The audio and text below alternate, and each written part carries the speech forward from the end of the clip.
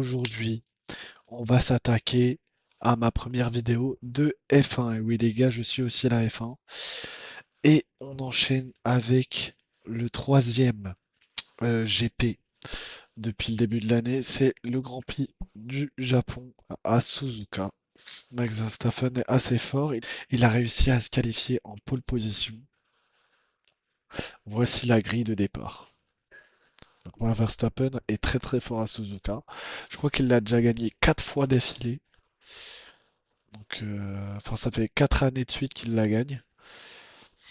T'as Max Verstappen, Lando Norris, donc ça c'est la première ligne.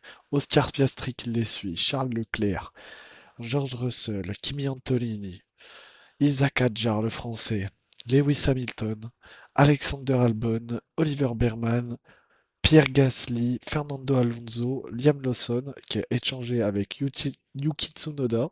Donc fallait voir la performance des deux pilotes. Vu que Yuki Tsunoda en plus était à domicile.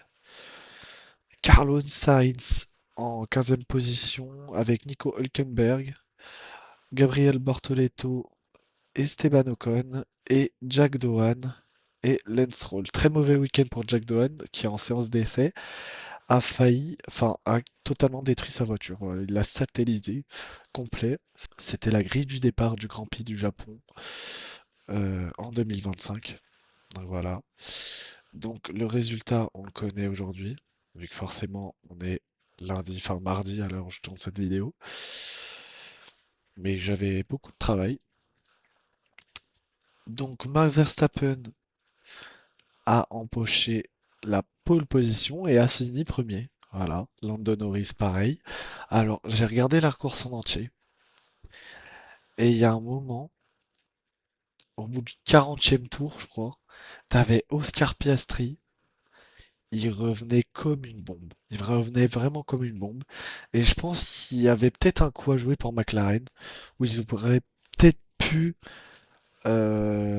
demander à Lando Norris de le laisser passer. Alors je sais pas si c'est pour garder Lando Norris en tête au classement pilote, vu qu'il est toujours en tête avec un point de différence avec Max Verstappen. Mais bon, je me dis peut-être que t'as raté un truc sur ce coup-là. C'est assez dommage. Je m'attendais à attendre une stratégie un peu plus osée de la part de McLaren. Ça n'a pas été le cas. Donc c'est un peu dommage. Charles Leclerc, qui n'a pas su rattraper les deux McLaren, qui n'étaient pas à leur rythme. Par contre, il y a un gars qui m'a assez impressionné. C'est euh, Antonelli. Le mec, c'est un rookie.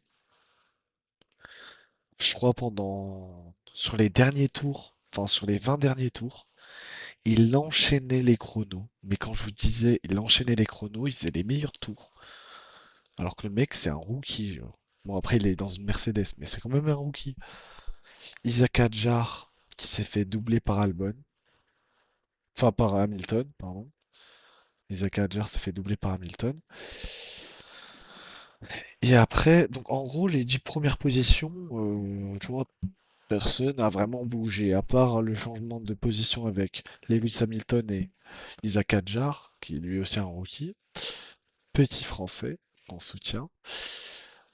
Mais voilà, le top 10 est resté comme il est. Par contre, c'est derrière.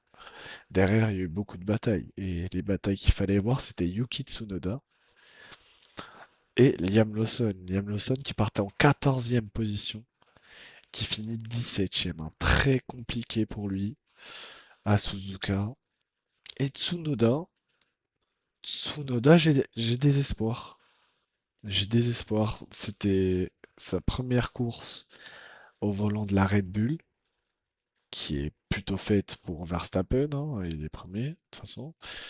Mais bon, il y a un peu le temps d'adaptation et peut-être la pression à domicile aussi. Même si ça peut être une force, ça peut être aussi une faiblesse. Donc voilà. Isaac Hadjar, comme je vous l'ai dit, qui a fait un très bon Grand Prix. Dites-vous, je m'attendais pas à ce qu'il soit devant Lewis Hamilton à la grille de départ. Hein. Je m'attendais pas du tout à ça. Ni Kimi Antonelli. Kimi Antonelli qui fait un très bon début en F1, quoi. Il est vraiment bon. Voilà. Après, il y a aussi un moment, une bataille assez impressionnante entre Pierre Gasly et Fernando Alonso. T'avais Fernando Alonso, il était à l'intérieur. Pierre Gasly, il passe à l'extérieur. Ils sont vraiment roue contre roue et Fernando Alonso il lâche pas, sa position.